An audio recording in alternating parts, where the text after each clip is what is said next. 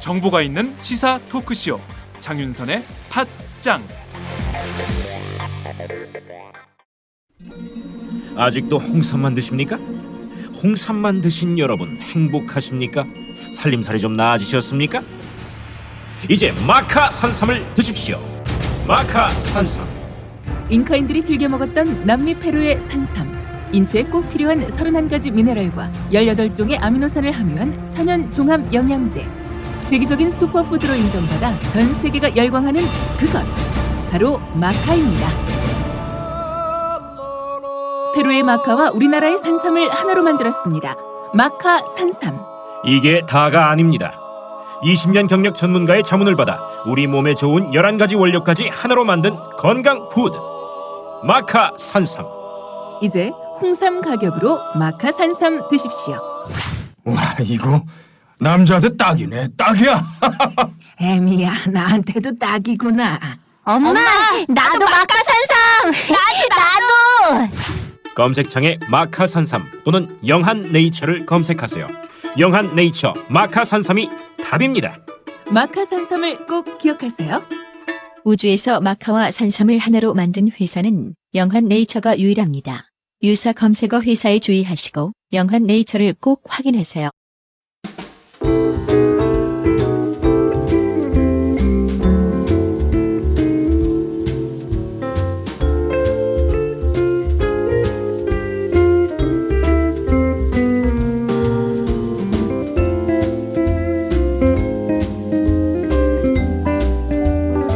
이상민과 임태훈의 생산적 만담, 인권의 정치.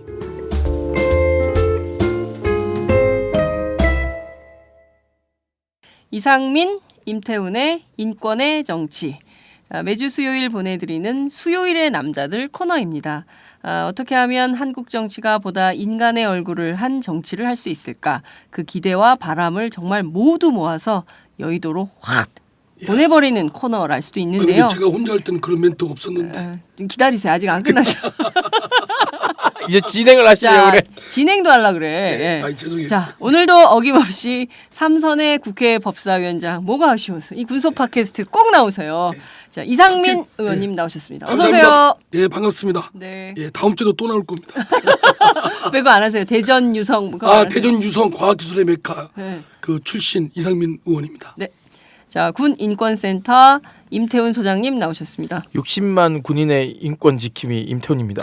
반갑습니다. 야, 여기는 60만이고 거기는 지역 구민이 몇 명이에요? 지킴이 지켰습니까, 근데? 네, 지키고 있죠, 잘. 네, 허구한 날 두들겨 진짜 이렇게 그냥 불행한 일들 생기고 이거 임태훈 소장님 책임 아니에요? 저는 열심히 까발리고 있어요. 네. 국방부 덕기 바쁘고. 그 대충 보면 맨날 그 저기 상임위 하는 것 같아요.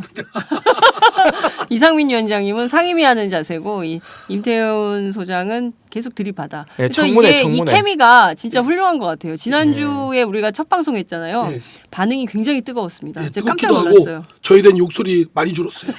아니 지금 위원장님 그 덕분에 네. 장윤선 우리 선배랑 저랑 같이 도매급으로 그냥 마구마구 화살 맞고 있어요. 3세트야. 이거 어떡하실 거예요, 지금? 3세트로 지금 요걸 안티가 지금 100만인데 제가 200만이 되게 생겼어요. 위원장님 때문에. 임태원 소장 별명이 100만 안티래요. 그렇습니다. 네. 60만 군인 지킴인데 안티가 100만이야. 성우회가 절반일 것 같아. 성우회 그러네. 근데 진짜 쌍용하는 분들이 있어요. 진짜 만나고 싶어요, 진짜. 나도 같이 쌍용 한번 하고 싶어. 이씨 그럼 XX 막 그러면 이렇게. 안 돼요. 큰일 나요. 근데 막 쌍용하는데 진짜 쌍용하지 맙시다. 네. 네? 그리고 뭐 내 말 뭐 잘못한 게 뭐 있어요? 장윤선 기자님 나 출연신 시킨 뭐 근데 나도 할 말을 해야지. 네. 예, 소신. 꿋꿋하게. 소신 예. 발언. 네. 그리고 듣기 싫으면 듣지 마요. 댓글 쓰지 말고. 네. 예. 다음 주 또 들어. 하지만 이게 표현의 자유가 있기 때문에 우리 네. 표현의 자유를 좀 지켜줘야 되는데 네. 또 상대방에 대한 예의는 조금 지켰으면 좋겠다는 생각이 그러니까요. 들어요. 예, 너무 욕하고 이런 건 좀 안 했으면 좋겠어요. 진짜 가슴 진짜 아파요. 아니 좀 그래요. 막 상처받고 그래요. 네. 상처는 안돼 소금 뿌리는 것 같은 맞아요. 느낌이에요. 네. 예. 가끔 보면 저도- 연예인의 심정이 이해되실 때 있으시죠. 저도 악성 댓글 때문에 괴로움에 저도 빠지는. 사람이고 네. 진짜 인간입니다. 음. 예. 조금 제 생각도 해주시고 제가 생각보다 마음이 여려요. 네. 강한 것 같아도 네. 권력 뭐 유혹 이런 데 약하고. 지난주에 이런 그 훈훈한 댓글도 있었어요. 두 분 너무 재밌고 민훈 커플, 훈남 커플이다. 이렇게 또 우리 보전이 쓰는 백비서님 쓰신 건가? 약간 냄새가 나는데요. 대전 유성 구민들이 집중적으로 들어와서 뭐 무슨 동 계속 달리고 지난번에 보니까 엄청나게 그 국회의사당에서 멋있게 이렇게 탁 이렇게 바라보는 의원님 사진도 누군가 댓글 남겼더라고. 다 지역구민 동원한 거죠. 예, 좀 동원 가능성이 좀 농후하다고 생각되고요. 아니 저는 본회의장에 사진이 우리 딱 올라와 방송의 있어요. 반사적 이득을 본 정치인이 한 사람이 있어요. 이종걸 의원. 야, 제가 네. 같이 자준 이유만으로 네. 진짜 이런 의리의 정치인 네. 깃발을 더 날려라. 네. 막 이런 취지로 우리 같이 했지 않습니까? 네. 근데 저한테 전화가 왔어요. 방금 주위에서 네. 이종걸 한물 갔다. 네. 이제 마시가고 이제 역사의 퇴장으로 저 장막으로 건너가야 된다라고 했었고 자기도 그렇게 생각을 했는데 다시 살아났다는 거예요. 야, 의리의 정치인. 이거 약간 네. 그 냄새 난다, 4월 근데. 재보선 끝나고 나서 원내대표 진입하려는 이거 뭔가 벗어가는 것 같은데. 아니 그런 것도 있는데 제가 얘기 그런 것도 안 했거든요. 저는 이종걸 의원이 뭐 주위 사람이 이 방송을 듣는지 안 듣는지는 모르잖아요. 네. 근데 이종걸 위원장이 그 얘기를 하더라고. 야, 그럼 저한테 굉장히 그리고 눈치가 계속 자기를 언급해 줬으면 하는 눈치야. 그건 뭐 하는 거 봐서. 네, 하는 거 봐서 저희가 하겠습니다. 자, 본격적인 토크 들어가기 전에요. 우선 긴급한 현안이 있어서 얘기를 조금 해야 될 것 같은데요. 김영란법 저희가 이제 사실 작년부터 계속 다뤘던 의제인데 김영란 전 권익위원장이 드디어 기자회견을 했습니다. 예. 네. 자, 우선 김 전 위원장의 기자회견 어떻게 보셨습니까? 저는 네. 뭐 그분이 처음에 아이디어를 제공한 분이고 네. 뭐 자기 당초의 원안이 축소되거나 변형됐다. 뭐 유감 표명해서 그런 뭐 그건 뭐 있을 수 있다고 생각되는데 네. 굉장히 말씀이 다의적이에요. 음. 좀 어렵게 표현하면 여러 뭐 메시지가 뭐냐 다중적이고 그 상당히 혼란스러웠어요. 네. 안타깝다. 그런데 뭐 그렇게 해도 된다. 위헌적 또는 요소가 없다. 또는 저기 언론 네. 사립학교 선생님들 포함시킨 거 네. 굉장히 놀랐다. 뜻밖이고 깜짝 놀랐다. 왜 들어갔는지. 네. 당초에는 공직사회의 부패 구조를 뽑는다는 취지에서 공직자만 대상을 해도 네. 엄청나게 사회 대변화가 있을 거라고 생각하는데 거기다가 뭐 갑자기 언론인 들어가고 그 자기 뜻밖인데 여론조사가 뭐 67% 찬성 의견이 포함된 거에 대해서 나와서 네. 뭐 위헌이 아니다. 그걸 제가 한마디 했죠. 아니 법리상 위헌성이냐 뭐냐는 순수하게 헌법이나 다른 법률과의 법리를 따져서 위헌이냐 법리상 문제 있냐를 따져야지. 네. 여론조사에 찬성 의견이 나와서 뭐 그것이 위헌성이었던 게 위헌성이 안 되고 그래서 여론조사에 찬성 의견이 많다는 게 법리상 결함을 치유하는 거냐 결코 그렇지 않다. 네. 예. 그 의원님 보시기에는 여전히 법리상 문제가 많고 국회 내부의 모든 의원들이 저 법은 이대로는 안 된다라고 하는데 김영남 전 권익위원장은 왜 그렇게 얘기를 했을까요? 여론조사를 임태훈 큰 어떻게 거예요. 보세요? 근데 여론조사를 등에 업었다는 것은 사실상 정치인들에게도 양면의 동전인 게 이걸 반대하자니 이제 문제가 표가 있다고 하면 반대로 몰려서 그쵸, 두들겨 맞을 테고. 다음에 지역구에서 이제 표가 떨어져 나갈 수도 있고 그것이 신인 정치인들이나 반대당 정치인들에게 공격의 빌미가 될 수가 있는 거죠. 그러니까는 역으로 이제 낙선 대상자가 되면은 네. 반대편에 있는 후보가 그걸 통해서 공격하기 쉬우니까 사실 그 근거를 안 마련하기 위해서 찬성표를 던졌다라고 볼 수밖에 없는데요. 그러니까 예를 들면 위헌성이 다분한 거는 법리상 문제가 있는 거는 사실인 것 같아요. 왜냐하면은 예. 공직자가 아닌 사람까지 그것을 대상으로 한다는 것 자체가 사실상 저는 들어보질 못했고요. 그게 만약에 국민의 정치적 의사 표현이면은 그것을 정치인들이 최대한 받아내야 되는 건 사실이지만 헌법을 위반하면서까지 그런 것들을 과도하게 입법화시키는 것은 저는 넌센스라고 보는 거죠. 앞에서 말한 것처럼 우리가 검찰을 권력으로부터 독립시키고 그리고 부패방지위원회를 다시 설치하고 네. 이렇게 해서 좀 더 부정부패를 다각도로 감시할 수 있는 기구를 그리고 의회에 그 자료를 털 수 있는 권한을 그렇죠. 부여하고 청문회를 상시적으로 여야 합의 안 하고 상임위원회 단독으로 결정하면 갈 수 있는 구조로 한다면은 저는 뭐 부정부패라는 것이 일소될 수 있다고 보고 있습니다. 야, 네. 임 소장님 이제 댓글에 이제 엄청 쌍시호자 들어올 거다 분명히 장 기자님한테 아부하냐 언론에 눈치 보냐 네. 로비하냐 하는데요. 네. 아니 저 댓글 쓰는 분들한테 제가 하고 싶어요. 아니 기면 기고 아니면 아니지 뭐 여러분들이 뭐 욕한다고 언론에 뭐 아부한 장 기자님이 뭐 제가 밥 산 적도 별로 없지만 네, 한다고 쓸 걸 번. 안 쓰고 안 쓸 거 씁니까? 아니요, 그러진 않죠. 아니, 그리고 기자가 진짜 그거는 예. 진짜 세상이 바뀌었어요 많이. 그리고 아니 일부 비리를 저지르는 언론이 있다. 그게 왜 언론만 있습니까? 그죠? 공직사회도 있고 그래서 지금 판검사도 있고 그렇잖아요. 그걸로 다 충분히 저는 그렇지만 공직사회부터 선도적으로 먼저 깨끗하게 한번 해보겠다. 저는 개인적인 생각으로는 국회의원하고 네. 고위공직자 있죠. 네. 3급 이상. 요것만 해도 판검사들 스폰서 검사, 벤치 검사 나온 게 판검사들이 잘못해서 나온 거 아니에요. 그리고 아니 근데 그냥 스폰서나 풀어주고. 벤츠나 아무나 안 줘요.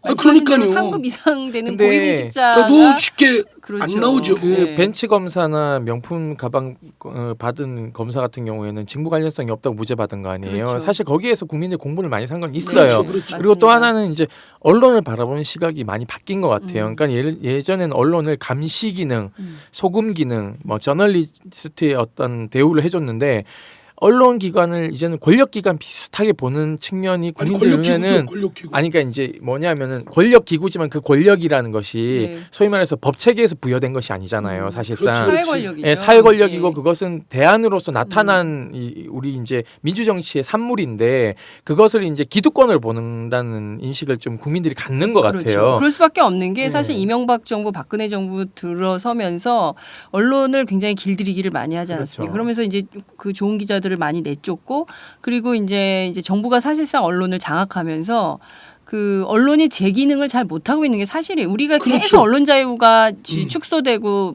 그렇죠. 그 떨어지고 있는 상황 아닙니까? 그렇죠. 이제 할 말의 권력에 대해서 제대로 그렇죠. 못하고 또 거기에 오히려 영합하는 언론들이 분명히 많아지고. 지금 뭐 네. X, Y, Z 뭐 ABC 뭐 많잖아요. 네. 그리고 이제 광고를 던져주면 그렇죠. 완전히 뭐 빨아주는 기사 그렇습니다. 너무 쓰는 그런 기도 있고 뭐 특히 출입처 경제지들. 제도도 예 마찬가지고요. 그럼에도 네. 불구하고 저는 좋은 놈 나쁜 놈 있어요. 그럼 좋은 놈을 살려야죠. 양화가 악화를 구축하도록 해야지. 악화가 있다고 해서 다 송두리째 뿌리째 뽑으면 그럼 지금 맡고 있는 언론에 그건 누가 합니까? 그러니까 제가 지금 우리 출입처 얘기 나와서 그러는데요. 네. 우리 뭐 일례로 이제 국방부 출입하는 오마이뉴스 기자는 일진이 아니에요. 그러니까 이제 이게 들어갈 수가 없는 거죠. 브리핑 브리핑 룸에 룸에 못 못 들어가요. 그러니까 네. 저는 이건 굉장히 차별이라고 보고 있거든요. 그러니까 기존의 소위 말해서 언론 장벽이 너무 높다 보니까 신진 언론이 들어갈 수 있는 장벽이 굉장히 낮아져 있죠. 그러니까 높아져 있죠. 있죠. 그러니까는 결국은 정보도 잘 습득을 못하고 그러다 보니까는 항상 기사도 좀 늦게 쓰는 상황이 벌어지는 거죠. 그러니까 이런 데에 메스를 들여댈 생각은 안 하고 언론을 통으로 해가지고는 좀 그런 식으로 부정부패와 연결고리에 있는 것처럼 얘기하는 건 좀 오바다. 근데 저는 저희가 그렇게 사실 보고 있어요. 언제 한번 그 종합해서 기자실 문화를 제가 한번 털 계획인데요. 그 유착 관계가 있는 출입처들 언론인 있죠. 있어요. 예, 있죠. 있고 그 상시적으로 접대받고 뭐 룸사롱 가고 뭐 이런 기자들 있죠. 이제 저희들이 모르는 것은 아닙니다. 근데 그것을 처벌하기 어려운데 이제 김영란법이 됐으니까 안 될 거예요. 예. 그런 분들이 이제 처벌받을 가능성이 높아졌기 때문에 이제 그런 저는 접대는 못 근데 받게 되겠죠. 저는 근데 그렇다고 해서 네. 그런 뭐 비리 저지르고 일탈하는 언론인이 있다고 해서 올곧게 하고 또 많은 언론인들이 그래도 자긍심을 갖고 권력에 대한 감시와 비판하는 분들이 있거든요. 그거를 그분들은 보호해야 될 거 아니에요. 네. 그런데 권력이 말씀드린 대로 접대받고 그래서 빨아주는 기사 쓰고 하는 쪽에 표적을 두겠습니까? 오히려 권력에 대해서 비판하고 감시하고 아주 성가시게 구는 언론에 대해서 타켓을 삼아서 표적 수사하지 않습니까? 네네. 그러니까 되레 그런 나쁜 놈들, 나쁜 언론인들을 말하자면 그를 척결하는데 이것이 작용되는 게 아니라 권력에 대해서 감시하고 비판하고 견제하는 본래 언론이 아닌 그 밉상맞은 미움을 받는 언론의 표적 수사, 표적 타켓이 되기 때문에 악용되기 때문에 그거는 막아줘야 되고 그들이 제 역할을 하도록 해줘야 되지 않나요? 근데 이 김영란법은 굉장히 무서운 법이거든요. 네. 수사 들어가고 막 마구잡이할 수 있는 거. 그래 이것이 진짜 이것이 권력에 대해서 영합하고 접대받고 그래서 빨아주는 기사스들한테 김영란법이 적용되겠습니까? 그게 경찰 검찰이 자기들의 우호적인 기사 쓰는 사람들한테 그 언론인을 요 새끼들 잡아야 되겠다 이렇게 하겠습니까? 아니죠. 자기들한테 비판의 칼날을 들이대는 날쌘 언론인들한테 표적이 되기 때문에 그들을 보호하기 위해서 교각사로 해서는 안 된다. 네. 이런 뜻입니다. 그러니까 제가 5월 초에 3주간 미 국무성 초청으로 이게 미국의 의회가 뭐 정부를 감시하는 기능, 시민사회가 감시하는 기능 뭐 쭉 보러 이제 가요. FBI도 갈 거고 그러는데 그 5월 미국은 3주간 혼자 방송하실 수 있는 기회가 드디어 오네요. 저는 뭐 절대 그렇게는 안 만들 겁니다. 제가 미국에서 국제 전화를 하는 한이 그리고 있어도 괜히 들어올 거예요. 임 소장님 때문에 일정을 뭐 녹음 일정을 아이 그럴 일 이렇게 없고 방송 제가 일정을 현지 뭐- 중계, 예. 현지 중계 야, 해드릴게요. 진짜 저는 너무 감사해요. 이렇게 네. 뜨겁게 참여의 의지를 제가 불태워주시는 이상민 위원장님 민훈 혼자서 커플. 하는 완전 걸 땡큐예요. 못 보겠어요. 아니 근데 임 소장님 잠깐만 예. 배가 산으로 갔어. 너무 저 무리하시는 거 아니에요? 그거 아이. 일정도 바쁠 텐데. 그러니까 그날 일정을 제가 좀 소개시켜 드릴게요. 네. 예, 코너를 여하튼, 마련해 주세요. 네, 일단 근데 그 미국은 지방 검사를 선출직으로 선출하죠. 그렇죠. 그리고 조세 심의관이라고 하는 뭐 이렇게 세무서장 정도에 되는 권한을 있는 사람을 뽑습니다. 뭐 그리고 주마다 조금 차이 있긴 하지만은 이제 보안관 내지는 서장을 직선제로 뽑습니다. 네. 그러니까 이것이 갖는 의미가 무엇인지 좀 우리 국민들이 이해를 해야 되는 거죠. 김영란법이 만병통부패에 맞는 통치학이다 이런 식으로 인식하는 건 만병통치약. 저는 좀 곤란하다라는 생각이 네. 들어요. 권력을 좀 더 쪼개는 거죠. 우리의 지금 역사적으로 봤을 때는 포도청이 좌포청과 우포청으로 갈라져 있었어요. 네. 서로 상호 견제하게끔 되어 있었거든요. 그렇다면 검찰이 수사권을 지금 독점하고 있는 상황이죠. 기소권도 독점하고 그렇습니다. 있죠. 경찰에도 수사권을 주고 지방 검사와 지방 우리 서장이나 지방청장은 선출직으로 뽑게 해줘야 되는 거죠. 네. 그래서 선출직인 공무원인 검사와 경찰 서장이 수사를 국민을 위해서 하게 된다면 네. 부정부패는 사실상 중앙집권 권력보다 더 심한 게 그렇습니다. 토호 세력들이에요. 맞아요. 검사들 부임하면은 뭐 떡값. 아니 떡값이 아니라 지역 유지들하고 인상이 바빠요. 예전에 네. 우리 아버지 유지였는데 영주에서 영주 역에 역장실에 가면 네. 서장이 이렇게 오면 그날 유지들 쫙 다 와 있어요. 네, 인사해야지. 네, 밥 먹고 뭐 방범위원이네 무슨 검찰청 무슨 뭐 위원이네 그러면서는 오만 이 완장을 다 줘요. 네. 그럼 전화 한 통하면 청탁이 다 통하는 이런 이 유착 관계가 지방은 아직 터고 있어요. 그러니까 보세요. 대구지검하고 대구 법원하고 네. 광주 법원은 향판들이 또 거기에 같이 그렇습니다. 유착해 가지고는 네. 꿍짝꿍짝거리고 있는 거예요. 네. 이거는 법조계를 너무 많이 하시네. 네. 아니 위원장님 아니, 이거는요. 지금 법사위원- 수사법원에 지금 저 방산비리 저지른 놈들 다 풀어주고 풀려났다며요, 있잖아. 지금. 그거는 그거랑 지금 어떻게 좀 해보세요. 네. 아니 군사법원이 위원장님 소관이에요 잠깐만. 지금. 아니 근데 지금 이거 잠깐만요. 지금 누가 법사위원장이고 누가 국회의원인지를 모르겠어. 누가 임태훈을 이거는 건가요? 다음 대통령으로 만듭시다. 아유 무슨 얘기? 전 헌법상 나이가 안 돼요. 예, 근데 안 돼요? 여하튼 네, 지금 안 돼요. 외모는 된 것 같은데.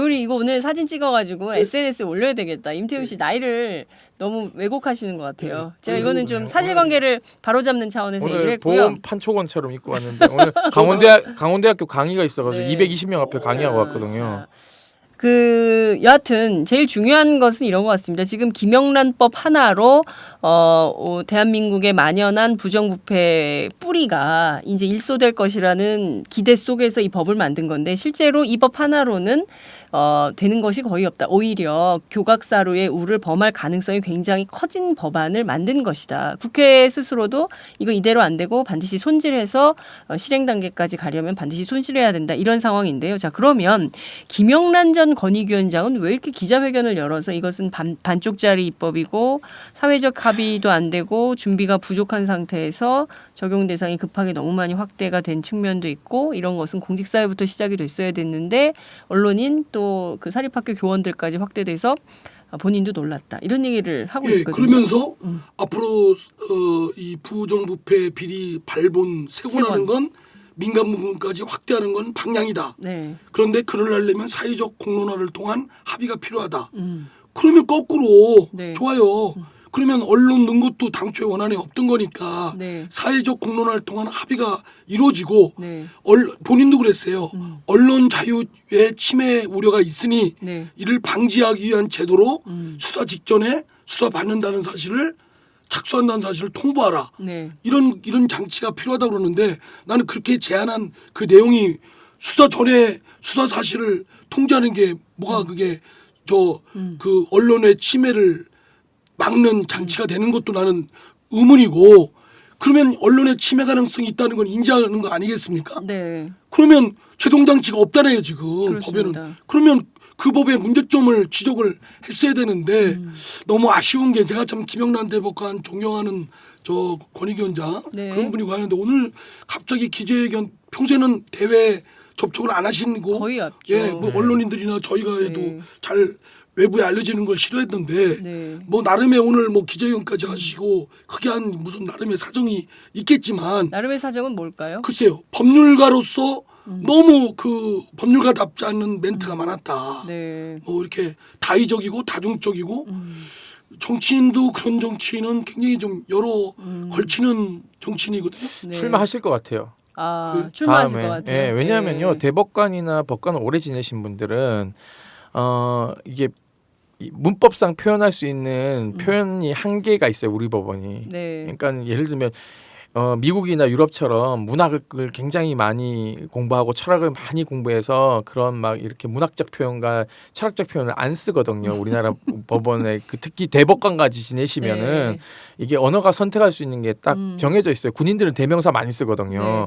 그렇다면은 저는 이 표현 자체가 굉장히 양시론적인 부분도 좀 그렇습니다. 있고 앞에서 자기가 이렇게 될지 몰랐다 그러면 그 다음 얘기는 조금 개정해야 되지 않느냐 이렇게 나와야 되는 게 네. 공식인데 네. 그러니까 이게 조금 그것도 아니고. 애매모호해졌어요. 일단 시행해보고 보완하자. 보완하죠. 문제가 있으면 예. 아니 시행하고 나서 선의의 피해자가 생기고 나서 그 사람에 대해서 형사처벌 같은 게 받은 선의 피해자는 누가 보상하고 누가 책임질까요? 헌법재판소 가서 그러니까요. 아니, 위원소 그리고 위원- 국회가 위원회가 만든 나오고 절대적 다수로 통과된 네. 법을 네. 국회가 자기 시정 결함이 있음을 알고도 통과시킨 여론의 압박 때문에 네. 쓰면 자기 시정 노력에 의해서 자기 시정 역할에 의해서 그걸 빨리 결함을 고쳐야 되지 않습니까? 네. 근데 그걸 헌법재판소나 거기서 또는 대통령의 거부권 행사를 기대하는 분들 보면 이거는 국회 쪽팔리는 짓이에요 정말. 네. 박근혜 대통령 거부권 행사 안 하실 것 같은데 안 하죠.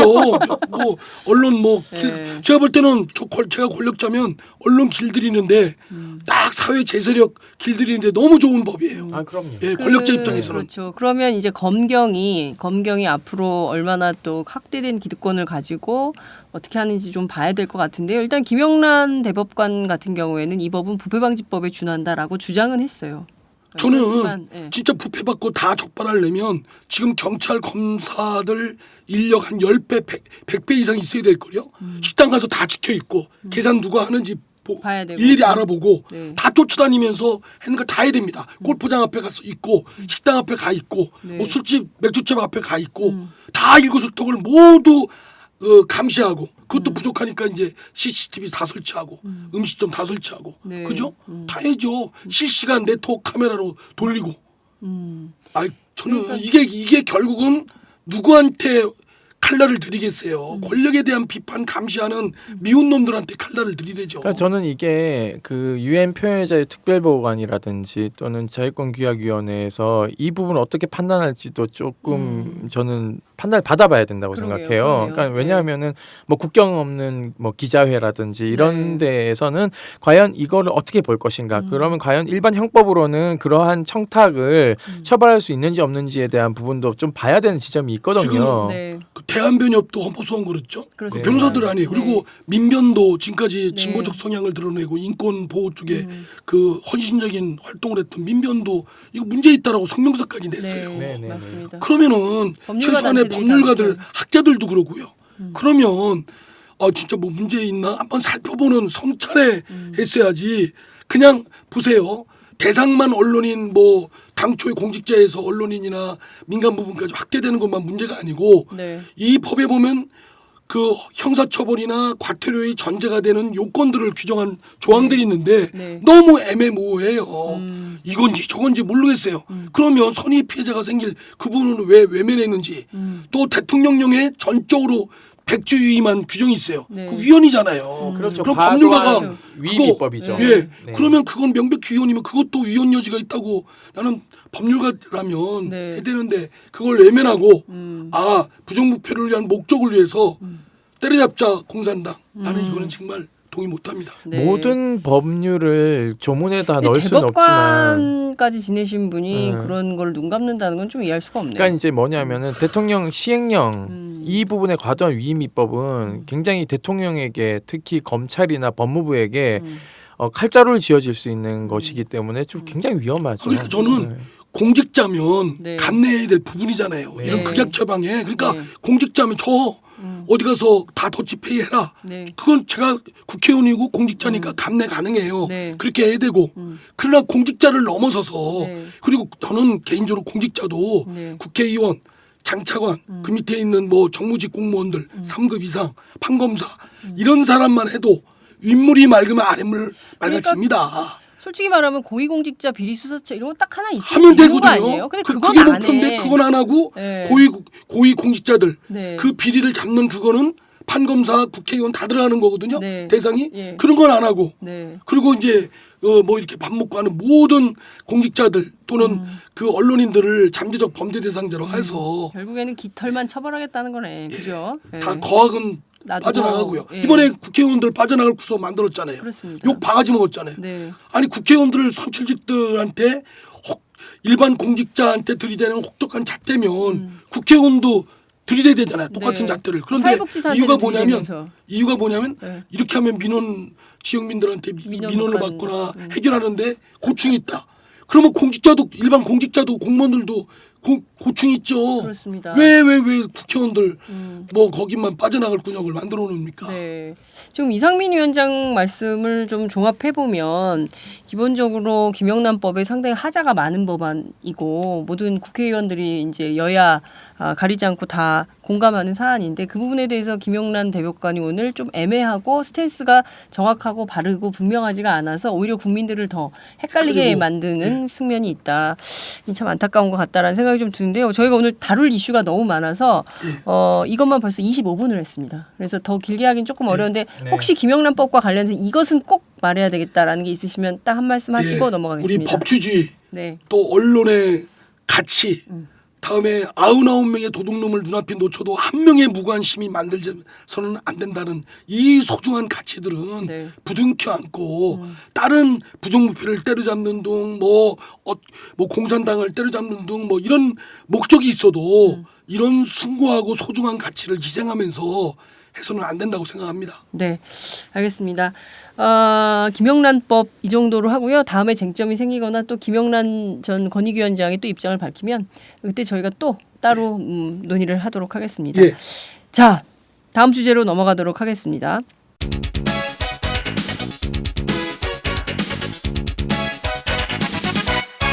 장윤선의 팟짱.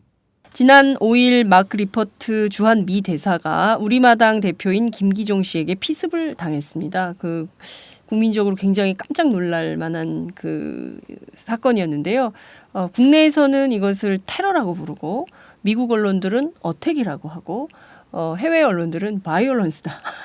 이게 좀 각각 쓰는 용어가 조금 다릅니다. 그러니까 기본적으로 한국은 이거를 테러로 규정을 하고 있는 거예요. 그렇지만 외국에서는 공격이다. 어떤 개인적 일탈 이렇게 규정을 하고 있는데 문제는 이게 지금 일파만파 사건이 계속 커지고 있는 국면입니다. 자, 우선 이 사건 어떻게 보셨는지 이번에는 인권운동가부터 얘기하도록 하겠습니다. 우선은 저는 좀 충격이었던 게요. 김기종 씨가 그렇게 들어가서 그렇게 칼을 과도를 들고 대사에게 직접적 위해를 가했는데 그날 제가 알기로는 종로서 정보관들이 있었다는 걸로 알고 있습니다. 그러면 기본적으로 일본 대사관이 종로경찰서 관할구역에 있고 미 대사관이 종로경찰서 관할구역에 있습니다.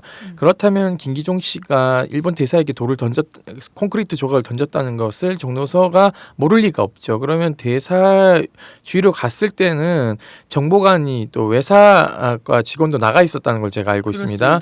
그럼 가서 제지를 해야 되는 거죠. 그렇습니다. 저는 경찰이 그 방조한 많은 측면이 있는 거예요. 시국 치안을 그렇게 열심히 하면서도 결국은 시국 치안도 열심히 안 한다는 것이 여기에 그대로 드러나고 있는 것이거든요. 그래서 저는 이것이 외교적 문제로 비춰질 수도 있는 지점이 있기 때문에 경찰에 대한 문책이 저는 불가피하다라고 하나의 판단을 들고 있는 것이고요. 두 번째로는 이것이 테러냐 네. 아니면은 뭐 폭력이냐 뭐 이런 것들에 대한 논쟁이 있긴 한데요. 네. 그럼 과연 예를 들어서 우리 그 정부 수립 초기에 뭐 여운형 선생이라든지 김구 선생이라든지 수많은 우익 인사들을 극우들이 그 백색 테러를 했지 않습니까? 그렇습니다. 그럼 그것도 테러가 아니죠. 예를 들면은 물론 김기종 씨가 뭐 죽일 목적이었냐 아니었냐는 신문을 과정을 통해서 밝혀봐야 되는 지점이 있긴 하지만 어떻게든 칼을 들고 목 부위를 위해를 가했다는 것은 조금만 뭐 더 들어갔으면은 생명의 위협이 있을 수 있다라고 하는 거니까 네. 저는 테러냐 아니면 뭐 어택이냐 뭐 이런 것들이 별로 중요하지 않다고 보고 있습니다. 문제는 한국 사회에서 뿌리 깊은 이 그 이념 갈등 이것이 갖는 소모성 그리고 이것이 갖는 국익의 저해성 이런 것들이 이번에 낱낱이 다 드러났다는 것입니다. 그 구판을 벌리고 있고 거기 앞에서 목사들이요. 그건 뭐하는 사람들이요? 도대체 그거 약간 병원에 가야 될 사람들 같아요 거기서 그러고 있고 네. 대사는 정작 그렇게 생각 안 하는데 마치 국가 대사가요 처음에 부임했을 때 그거 아세요? 뭐요? 나이 어린 대사가 부임해서 다들 거들떠도 안 봤대요. 왜냐하면 성김 대사의 이 그 아우라가 너무 커가지고 거들떠도 안 봤대. 이거는 미 대사 이분이 42이잖아요. 네.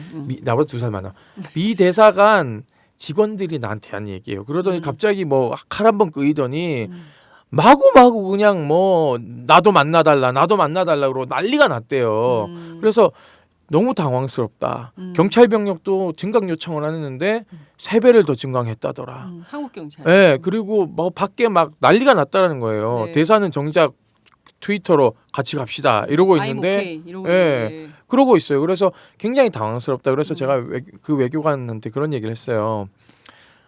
김기종 씨에 대한 선처를 이야기하는 것이 대국적 차원에서 맞다고 생각한다. 그리고 어차피 미국이 인권 이사회를 통해서 국가보안법 폐지를 요구하고 있기 때문에 네. 이 부분에 대한 색깔 논쟁을 미국이 좀 이렇게 제지하는 게 맞다. 왜냐하면 이 색깔 논쟁으로 공안 몰이를 하기 시작하면요. 어떻게 되냐면 소위 말해서 이 친북적인 성향을 가진 사람들이 저항이 만만치 않을 거다. 그러니까 저는 빌미 제공한다고 생각해요. 네. 그러니까 극단적으로 생각하는 사람들을 제어하려면 미 대사관이 김기종 씨에 대한 선처를 요구하고 그리고 좌우 대립 없이 그 미국과의 동맹 관계를 다시 한번 굳건히 이렇게 내세우는 것도 하나의 방법이지 않는가 이런 대안을 제시를 했었죠. 저는요. 뭐 경찰 책임 아까 말씀하셨는데요. 이미 뭐 미국 정부가 한국 경찰은 충분히 했다. 뭐 그 이상의 것은 원하지도 않았다라고 네. 해서 뭐 오히려 피해자가 네. 문제 제기 안 하는데 우리가 괜히 그럴 필요 없다고 생각되고요. 네. 아니 김기종 미친놈이죠. 미친놈이고 진짜 죽일 놈이죠. 아니 솔직히 아니 그 사람이 뭐 상대가 어떻든 간에 칼을 들이대고 네. 상대한테 이렇게 하고 폭력을. 해코지를 했다는 건 더구나 얼굴에 막 이런 건 있을 수가 없죠. 그건 누구를 상대로 해서도 있을 수 없는 일입니다. 네. 그건 그에 합당하게 처벌하면 돼요. 그리고 상당히 제가 볼 때 미필적 고의 얼굴에 대해서 네. 과도를 뭐 본인은 뭐 이렇게 말하고 저렇게 말하는데 칼을 벌써 2개 준비했잖아요. 네. 뭐 커트칼하고 과도칼하고 예. 그걸 뭐 그 아침에 가서 뭐 칼을 들고 가고 싶은 마음이 따르는데 내가 볼 땐 굉장히 그 텔레비에도 비친 모습이 네. 뭐 웃는 건지 고통을 호소하는 건지 모르지만 상당히 사이코적인 것도 봤어요. 무섭더라고요. 예, 그 영화에 보면 그 잔인한 막 그런 영화 있잖아요. 네. 막 피를 막 흘리고 막 이런 공포 영화에 일상적인 아주 잔인한 범죄인의 모습을 보는 것 같은데 그걸 모르겠어요. 이제 그 뒤에 누가 세력이 있고 뭐 그 사람을 가지고 뭐 북한과의 연계 뭐 하는 건 뭐 조사해보라 이거예요. 그건 뭐 드러나지만 그렇다고 갑자기 무슨 종북 세력이 배경에 있지 않냐. 그 사람이 방에 집에 가서 압수수색했더니 뭐 이정물이 있더라. 아니 김정일 책이 아니라 김정일보다 더한 그 책을 갖고 있다고 처벌하면 안 돼요. 국가보안법도 내가 갖고 왔어요. 국가보안법에 나는 황당한 거예요. 뭐냐면 그 어떤 목적이 있어야 되냐면 국가의 존립, 안전이나 자유민주적 기본소를 위태롭게 한다는 걸 알면서 반국가 단체나 그 구성원 지령을 받은 자의 활동을 찬양, 고무, 선전 또는 동조하거나 별난 국가 별난을 선정선동할 목적으로 그런 서적을 갖고 있어야 돼요. 근데 그런 목적을 갖고 해야지. 경찰이 하는 거 보면 계속 흘리고 있잖아요. 아, 이 사람은 말하면 북한과 연계된 아주 종북 세력이고 그 뒤에는 종북 세력이 있을 것이다. 또 야당 국회의원들이 장소 빌려주고 어쩌고 한 건 바로 그렇게 연계된 이다. 종북 숙주. 야, 숙주잖아요. 숙주당. 숙주 누가 제가 종북 숙주예요. 아니 그 새누리당의 김무성 대표가 그 양반도 숙주라고 바로 했잖아요. 그게 광기의 집단 아니 광기의 우리 사회입니다. 그 누구죠? 그 김기종 그 범인 그 사람도 아주 광기가 아주 찌들어 넘쳐서 그런 짓을 했듯이 반대쪽에서 다른 정치적 의도 가지고 정략적인 가지고 상대를 전혀 연관도 안 된 사람들을 그렇게 칼날을 들이대려고 하는 그것 또한 또 하나의 칼을 들이대는 겁니다. 칼을 들이대고 얼굴에 칼질하는 거죠. 그러면 안 되죠. 사람이 이런 법격언이 있습니다. 침대에서 누워서 생각하는 어떤 생각도 불법은 아니다. 그건 아무런 위험이 없잖아요. 지 혼자 꿈꾸고 있는 거지. 그리고 광화문에서 어떤 사람이 김일성 만세, 김정일 만세, 김정은 만세하면 지금 그 사람 교도소 넣어야 됩니까? 정신병원에 넣어야 됩니까? 정신병원에 넣어야죠. 사법적 접근이 아니고 해법은 좀 미친놈 사람들이 야 김일성, 김정은, 김정일을 만세하면 지나가는 사람들이 박수 치겠습니까? 왕권 신수설을 믿는 사람이기 때문에 저는 그거는 대한민국 공화국에 맞지 않은 사람이라고 생각해요. 그러니까는 그냥 손가락질하고 욕하고 말면 되는 거예요. 미친놈이고 좀 위험하네. 그리고 빨리 정신병원에서 치료해 줘야 돼요. 빨리 정신병원 낫게. 국민 보건적 측면에서. 그런데요. 역으로 얘기하면 하느님의 왕국을 주장하는 사람도 있어요. 내가 봤을 때는 그 김일성, 김정일 만세하는 인간들하고 대한민국을 하느님한테 뭐 봉헌한다 얘기하면서 하느님의 왕국이라고 얘기하는 인간들하고 비슷한 부류예요. 왕권 신수설 믿는 인간들이야. 예수 그러니까 천국 세트야. 불신지옥. 아 그러니까 비슷하다니까. 이 많은 잠만진 자체하고 목적을 위해서 다 때려잡자 공산당. 아니 그런데 우리가 그런 사람들은 우리가 처벌 안 하잖아요. 예수 천국 불신지옥 그러면서 막 지하철에서 막 확성기 틀고 돌아다니는데 데시벨 책정해가지고 체포하지 않거든요. 종교의 자유라는 미명하에 그러니까 돌아다니면서 그런다고요. 야곱을 아십니까 막 이래요. 그래 누가 그랬다 그러더라고요. 예? 아니요. 야곱을 아십니까 이렇게 하니까 대답을 뭐라고 하는지 아세요? 상대방이 뭐요? 야채와 곱창이요? 이런 얘기를 했다 그러더라고요. 나 천주교 신자인데 그런 말씀 함부로 하지 저도 마세요. 천주교 신자예요. 막시밀리안 콜베가 제 세례명이에요. 저도 천주교 신자예요. 근데 우리 셋 다 천주교 하나님을 뭐라고 하세요? 아니 뭐냐면 이거는 그렇게 너무 종교 얘기 너무 많이 하지 마시고요. 경도되어 있는 사람이 제정신이 아니라는 얘기를 하는 거예요. 사실상. 그렇죠. 맞아요. 그런데 완전히 의도를 갖고 또는 의도를 가지 않아도 지나치게 말씀드린 대로 병원 앞에서 막 좋아 아니 뭐 우리나라 사람들 워낙 정이 깊고 뭐 그냥 우리나라 그 외국 대사로서 왔는데 멋지고 잘생기고 한 사람이 의연하게 또 이렇게 하는 거 보고 매력 있잖아요. 뭐 좋아요 하는데 거기까지는 애교로 봐줄 수가 있는데 나는 그거에 종북 숙주 뭐 새정치민주당을 그렇게 얘기하고 나는 종북 숙지나 됐으면 좋겠네. 아예 그거나 제대로. 그렇지도 않고 지금 누가 지금 그래요. 종북 세력 하면 어쩌면 통진당하고도 굳는 게 새정치민주연합이 지금 아닙니까?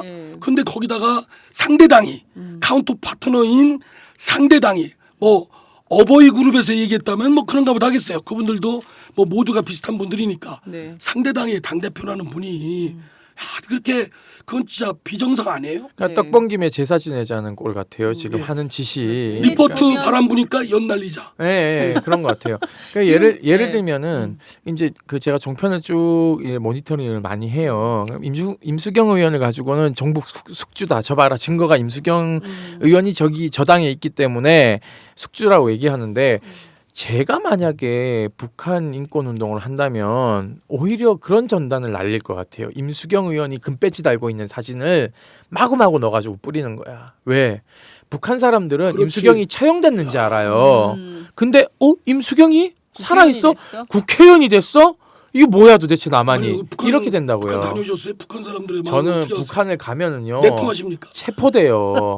그러면 왜냐하면 김정은을 김정일을 지난번에 우리 연평 포격했잖아요. 네. 저희 단체가 성명 냈어요. 네. 국제 형사재판소에 ICC에 해부해야 된다고. 그래서 저는 가면은 체포돼요 그 거기서. 조선민족의 통일을 막는 그러니까는 예, 그러니까 반통일 세력이네. 그런 거지. 그렇게 되는 거지. 그래서 저는 북한 여행을 못 가요. 그러니까 안 가요. 그래야 될까봐. 근데 예를 들면은 탈북자들 얘기입니다. 이건. 남한에 쌀이 많다는 걸 언제 알았냐면 WTO 우루과이 라운드 이때 농민들이 쌀 시장 개방 반대 막 하잖아요. 그럼 네. 막 쌀을 막 갖다 막 뿌리고 막 버리고 막 난리가 났어요. 화형식하고 뭐 태우고 그 보고 사람들이 이제 이렇게 선전하죠. 아 남한 농민들이 가열차게 반미 투쟁을 하고 있다. 근데 인민들이 그걸 보면서 무슨 생각하는지 아세요? 남한에 쌀이 많구나. 이런 이게요 선전이 지금 동전의 그러네. 양면이에요. 박근혜 그렇기 때문에 정부에서 중용을 하면 딱 좋을 것 같네. 그러니까 제 얘기는 뭐냐면 이 북한 인권 운동하는 사람들이 돈에 눈이 멀어가지고 여기저기서 재단에서 돈 받고 그 돈 맛에 그 쇼하고 있는 거예요 삐라 사실상. 뿌리는 예, 거. 거기에 무슨 뭐 이상한 거 막 넣는다며요. 그 노무현 대통령 욕 보이는 거 막 사진도 넣고 김대중 이런다며요. 대통령. 그 또라이들이에요. 맞아. 맞아요. 그러니까 그게 무슨 북한 인권 무슨 관계가 자, 있어? 북한 인권까지 너무 멀리 갔는데요. 다시 한번 좀 이 그 합은 너무 잘 맞는데 가끔 배가 산으로 가서 이 끌어내려오느라 너무 힘들어. 하여튼 잘 따라가야 돼요 나 진행자가. 혼자 할 때는 천천히 가는데 임수경까지 또 너무 혼자 하고 아까 싶으셔가지고 오토바이야. 빨리 올라가. 자, 여하튼 지금 근데 보면 그 김기정 씨가 처음에 이제 살인미수 혐의로 조사를 받는 걸로 전해졌는데 경찰이 초동 수사 때부터 국가보안법 적용을 해서 무리한 법 적용 아니냐 이런 비판이 있었습니다. 이 국가보안법이 사문화됐는 줄 알고 사실 열린우리당 시절부터 이 역사가 유구한 법안인데 결국 이 법이 살아서 새정치민주연합까지 그렇게 흔들어대는 그런 양상이 돼버렸어요. 이 국가보안법 문제를 조금 얘기를 해야 될 것 같습니다. 예. 이거 어찌됐든 김기정 씨도 국가보안법으로 처벌받을 가능성이 굉장히 높습니다. 제가 정청래 그 저희 당의 의원이 네. 오늘인가 어젠가 발언한 거 보니까 박근혜 대통령도 김정일 네. 방북에서 김정일에 대해서 이거 생각보다 통이 좀 큰 것 같다든가 뭐 그런 취지의 평가하는 그 발언을 했다면서요. 네. 그러면 각자 저 사람 좋고 싫어하는 평가하는 건 자기 자유예요. 그걸 다중에 따라주느냐 안 따라주냐지. 그러면 박근혜 대통령은 말할 수 있고 김기정은 김정일인가 뭐 좋게 평가하는 건 잘못입니까? 그럼 그 사람이 설사 말도 안 되는 얘기하면 그 미친놈이지. 그렇게 치부해버리면 될 일이지. 마치 그걸 가지고 그 사람이 한 발언, 그 사람이 갖고 있는 책 이정물이다라고 전문가들의 감정을 받았다대요. 네. 아니 책이 이정물이다 아니다가 어디 있어요. 같은 풀이라도 뱀이 먹으면 독이 나오고 양이 먹으면 우리들의 이로운 네. 젖이 나오는 거 아니에요. 그래서 당연히 그 사람이 이거 보면서 이런 김정일 뭐 우상화에 급급한 이런 책을 보면서 비판적 시각으로 보면 그 책은 오히려 비판의 대상이 돼서 오히려 저기 건전한 사상에 더 도움되는 거 아니에요? 표출에? 그러니까 그 책을 갖고 있었다는 것만으로 네. 국가보안법에 뭘 가지고 하냐고요. 그러면 우리 저 북한학 전공하는 분들 왜 다 잡아가야 돼. 다 그리고 잡아야 돼. 인민일보 매일 보잖아요. 네. 그러면 그거 다 잡아놓어야 되는 거 다 아니에요? 다 처벌을 잡아가야 해야 돼. 되는 거예요. 네. 네. 이게 말이 되냐고요, 그게. 네. 근데 지금 김기종 씨가 가지고 있었던 서적 관련해서도 이거 전문성 검토를 하고 있거든요. 북한 학자들이. 그러니까 이제 그것도 지금 문제가 그러니까 될 수 있는 전문가가 거죠. 누구냐고. 그리고 이적성이라는 게 네. 과연 이적성이라는 게 그 서적이 어떻게 쓰이는 나는 그거는 보는 사람, 그걸 활용하는 사람에 따라 다르죠. 네. 그걸 가지고 막 홍보 선전하고 김일성이 최고다 그러면 이적성이 있다고 볼 수 있겠죠. 그런데 그 자료를 보면서 북한 정권의 북한 사회의 억압, 포갑성, 폭거성 정권의 이런 걸 비판하는 자료로 근거 자료로 쓰면 그 훌륭한 자료 아니에요? 근데 저는요 오히려 지금 김기종 씨를 국가보안법으로 의율 하는 건 김기종 씨를 국사범 만들어주는 거예요. 국사범? 예. 그러니까 왜냐하면 이게 약간 좀 그 국가보안법이라는 게 국제적으로 어떻게 알려져 있냐면 굉장히 반인권적인 법 중에 하나로 이렇게 카테고리에 묶여 있어요. 그럼 보십시오. 유엔에서는 이것을 폐지하라고 권고하고 있는데 김기종 씨를 그걸로 의율하면 마치 이 사람 양심수처럼 보일 수 그렇지, 있다는 인권 거예요. 침해 사례. 예, 그렇지. 그 왜 그렇게 국사범을 만들어줘요? 저는 오히려 그럼요. 형법으로 의율을 해서 얘는 그냥 잡범으로 만들어 버리면 되는 거예요. 그러니까 잡범이에요, 사실. 근데 네. 지금 정부가 나서 가지고는 거기다가 마구 그냥 국사범인 것처럼 마구마구 덧칠을 하고 있어요. 특수부 뭐 특수수사팀까지 만들어 가지고는 호들갑을 떨고 있어요. 그러니까 저는 이게 남북의 그런 이 골수, 이 강경파라고 해야 되나 네. 꼴통들이 서로 자기들의 생존을 위해서 이용하고 있는 것 같아요. 북한 또 보세요. 한술 더 떠도 안중근 의사하고 하잖아요. 나는 그 사람들도 진짜 미친놈 좀 그 미친 사람들을 한 대 좀 모아봤으면 좋겠어요. 엉뚱한 사람들을. 그러니까 서로 이용해 먹는 것 같아요. 저쪽의 꼴통들은 그렇게 부추겨서 남한의 그런 것들하고 남한 우리 대한민국 정부는 그런 것들을 꼴통들은 또 이용해서 북한의 적대적 공정관계죠. 네, 맞아요. 적대적 공정관계. 그래서 극과 극은 통한다. 예, 그래서 지들의 생존을 하는 거예요. 그래서 이 보수 꼴통들은 다음 당장 있는 4월 재보궐선거에 또 박근혜 정부, 박근혜 대통령이 추락한 지지도를 올리는 데 써먹고 있잖아요. 예? 그렇습니다. 그리고 그래서 김기종은 완전히 박근혜 대통령하고 너무 친한 사람이야. 도와주는 사람이야. 그러니까 저는 어쩌면 그렇게 같은지 상처 부위도 박 대통령 그랬잖아요. 리포트 대사 만나가지고. 달러. 내가 이 대사가 외교관한테 물어봤어. 상처 부위가 이쪽에 턱 미치잖아요. 거기는 여기 볼타구로 이렇게 해서 그인 자국도 일자도 아니야. 니은자로 끄였어요. 되게 많이. 리포트 대사. 예, 그 수술도 되게 잘 돼서 거의 상처가 많이 안 남을 거라고 얘기를 하고 있어요. 부위도 달라 그냥 여기 볼 부위고요. 거기는 턱 밑이에요. 부위가 달라. 그냥 갖다가 그것도 갖다 붙이는 거야. 이거 오늘 조가는 전부 박근혜 대통령 워딩을 따가지고 어쩌면 그렇게 같은지 뭐 이렇게 나왔거든요. 아니, 아니라는 거죠. 우리가 그렇다고 해서 김기종의 그런 칼 휘두르는 것 그리고 상대방 사람에게 한 건 정말 인간에게 할 수 없는 그런 그렇습니다. 짓거리를 한 거예요. 네. 그렇죠. 이 팔에서 피가 철철 나는 거 봤잖아요. 그런 미친놈이 그리고 무슨 생각을 해서 그렇게 했는지는 이건 뭐 그건 뭐 그 사람 문제고 그러나 어떤 패거리들이 뒤에 드러나고 있지 않잖아요. 누가 뭐 교수했다든가 그 사람 보고 돈을 뭐 뒷돈 대서 그렇게 하라고 시켰다든가 뭐 북한하고 연계성도 없는데 완전히 무슨 한미 동맹을 깨는 아니 김기종 한 사람 때문에 한미 동맹이 깨지면 이거 완전히 유리알이네 유리벽이네. 그렇죠. 그러니까 지금 오히려 그 미국 외교가에서는 이게 이 파문이 커지지 않기를 바라고 있고 그래서 철저하게 외교적으로 관리하는 멘트들이 정치적 멘트가 계속 나오고 지금 벌써 세 번째예요. 오늘 리포트 대사가 퇴원하면서도 또 얘기했지만 고 투게더거든. 한미는 같이 가자 이건데 지금 우리는 그 공화당 총재인가요? 그 박근혜 대통령의 제부죠. 그 신동우 공화당 총재가 지금 그 사흘째 지금 그 단식 농성을 하고 있잖아요. 그런 당도 있어요? 네, 그런 당도 있고 거기서 그렇게 하고 있습니다. 그런 정치인들도 있어요. 그게 등록된 정당이에요? 그럼요. 아니 뭐 자기가 안 먹겠다는데 뭐 굳이 뭐 그냥 둬요. 그냥 그렇게 살다가 그렇게 살게. 근데 저는 지금 미국은 놓쳐서는 안 되니 미국은 지금 오히려 이거를 파문을 낮추려고 하죠. 네. 파문을 없애려고. 네. 왜 그러냐. 얼마 전에 셔먼 국무장관이 우리 그렇습니다. 국민들 열받게 하는 말을 했잖아요. 네. 그 일본 시대 때 위안부니 뭐니 이렇게 한일 분쟁하는 거를 그거는 한국이나 중국이나 일본도 문제지만 한국 일본 그 문제시하는 한국 중국도 문제다고 해서 열받았잖아요. 그렇습니다. 미국은 리포트이기도 하고 셔먼도 있는 겁니다. 양면의 얼굴이 있고. 근데 미국 입장에서는 셔먼 때문에 지금 우리 한국 국민들이 이 새끼들 우리 친구인 줄 알았더니 일본 편을 드네. 말도 안 되는 일본이 한국 침략 이런 거에 뭐 또나 저 위안부 이런 거에 국민적 공분을 갖고 있는데 이게 여자가 그 미국 국무장관 저기죠. 나와 셔먼인가 샤만인가 나와가지고 뭐 그렇게 열받았는데 거기다가 이러니까 싹 미국 입장에서는 제가 샤먼 그러니까 관상 보셨어요 그분? 샤머니즘 진짜. 생각나. 아니 이게 샤머니즘. 누구 말도 안 듣게 생겼잖아. 아 진짜 굉장히 그냥 내 멋대로예요. 그러니까 이 외교가에는 네. 이런 사람도 있고 저런 사람도 있는 게 강경파도 네, 있고 그렇죠. 온건파도 매파도 있고, 예, 있고. 그렇기 그러니까 때문에 열받잖아요. 그런데 저는 네.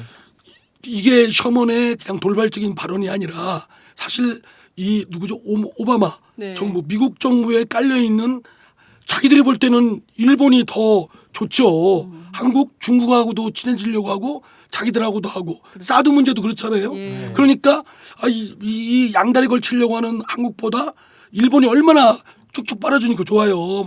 딱 붙어가지고 그냥 막 로비를 하니까 엄청 하죠, 그쵸. 일본이. 예. 막 뭐 자기 미국 입맛에 맞는 거 착착 해주고 그러니까 한국한테 말 안 듣는 한국이 좀 얄밉기도 할 수도 있죠.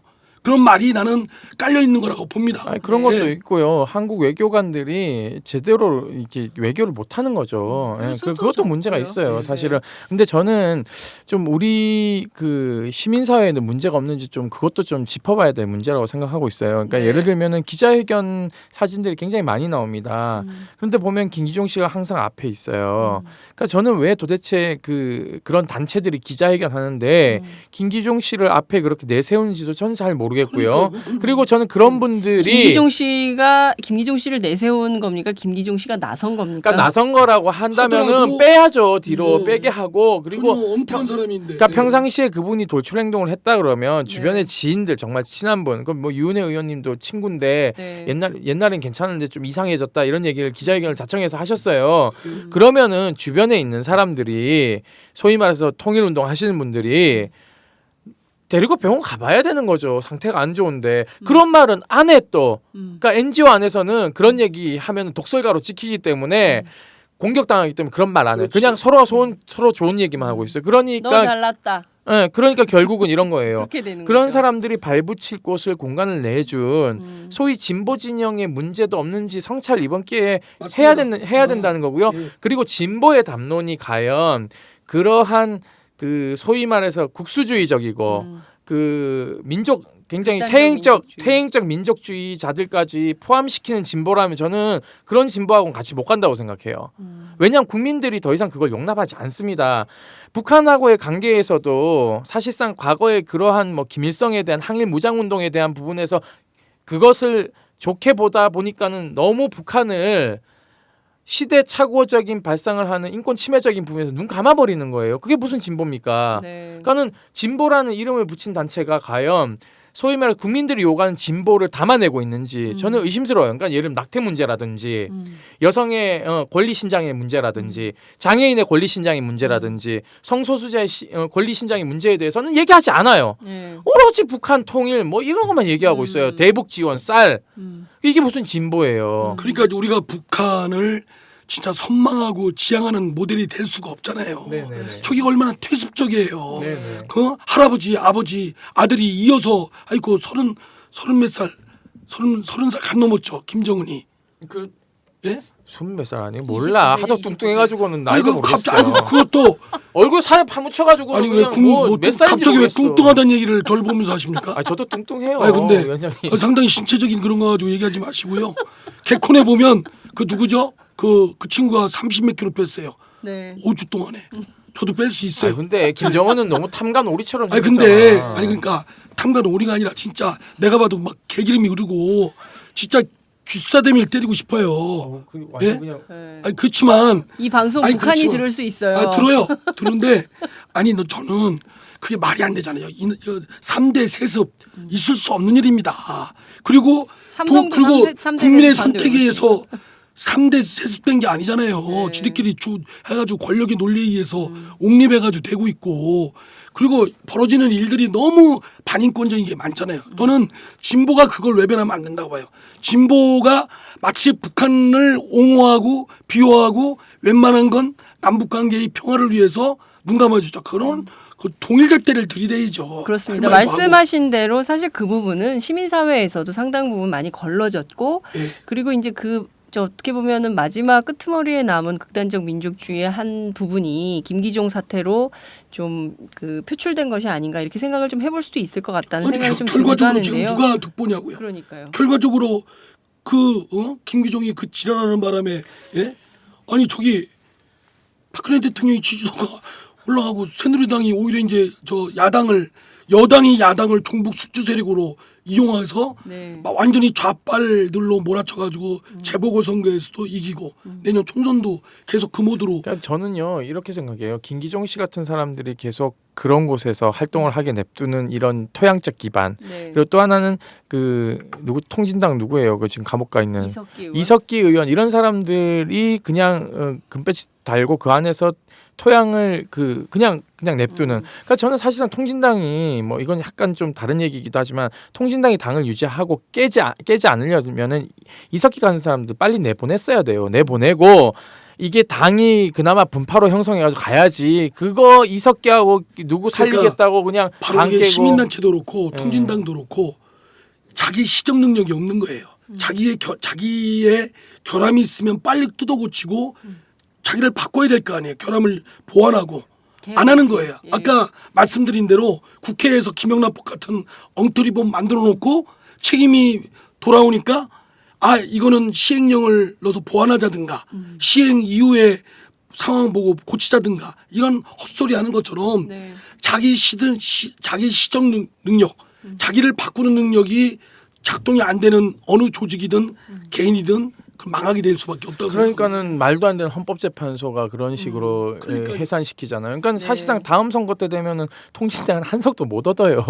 가만 냅두면 없어질 정당인데 네. 그거를 괜히 무덤에서 끄잡아내 가지고는 다시 그냥 망령을 부활시킨 꼬라지거든요 지금. 네. 그래서 좀 답답한 측면이 그렇습니다. 있죠. 그거는 좀 이렇게 나중에 조금 더 다른 주제로 얘기를 좀 해보도록 하고요.